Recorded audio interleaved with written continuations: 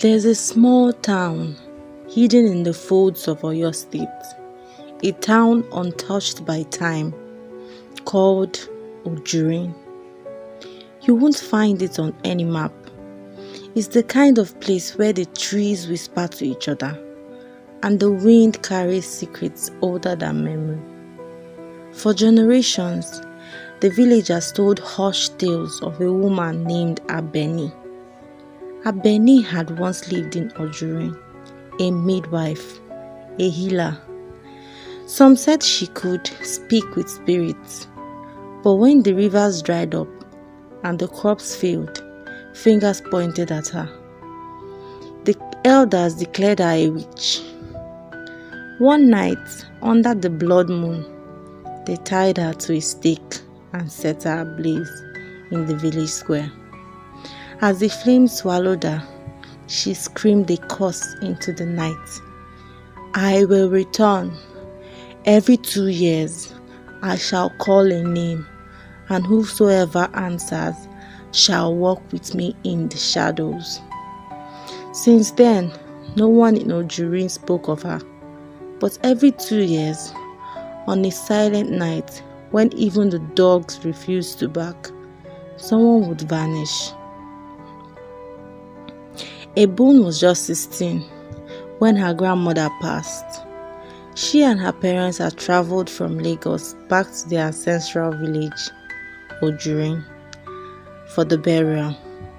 Ebun had never been to the village before. She was used to the buzz of the city, the neon lights, and the honks of traffic.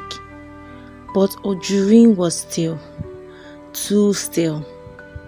As they entered the village, she noticed the way the people stared, not at her, but behind her, as if a shadow followed her that they couldn't see, and even she couldn't see. Her parents didn't say much on the drive. Her mother stared out the window, and her father clenched the steering wheel as if holding back memories. The compound was old, mud walls, zinc roofing, and the faint earthy smell of time. As they settled in, her cousin, Kehinde, the only person her age around, came over with a wide grin. Finally, I've been waiting for someone to talk to. You city people are always coming back, and soon you people will go. They spent the evening catching up under the mango tree, eating roasted corn and laughing. Kehinde made the place feel less airy. That night, as the old town clock struck 1:45, Ebun stared in her sleep. A voice floated through the air. Ebun, soft, almost gentle. She sat up. The room was quiet. Her parents were fast asleep.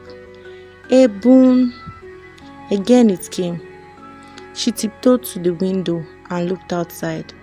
The moon was hidden behind the thick clouds. The trees swayed.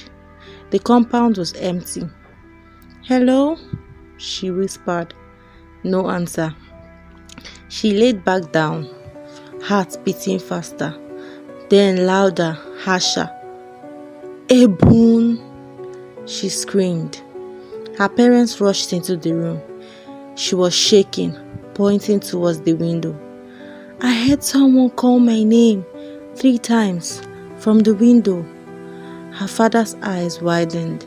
Her mother gasped, placing her hand over her mouth.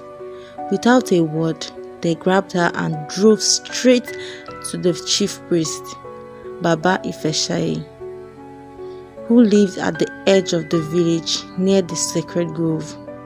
The shrine was lit with palm oil lamps. The scent of herbs, incense, and something more ancient filled the air.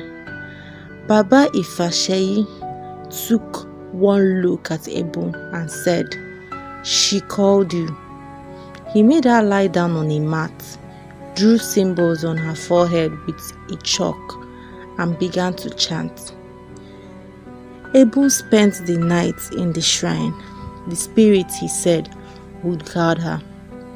At dawn, The priest emerged from a trance and told the family. Abeni did not take her. Someone else answered the call before she did. They rushed back to the compound. Kehinde has been sleeping in the same room with Ebun before the incident. But when they entered, he was still on the mat, eyes open, face calm, but he wasn't breathing. No marks, no struggle, just gone. Ebun collapsed to her knees. Her scream echoed the walls of the compound.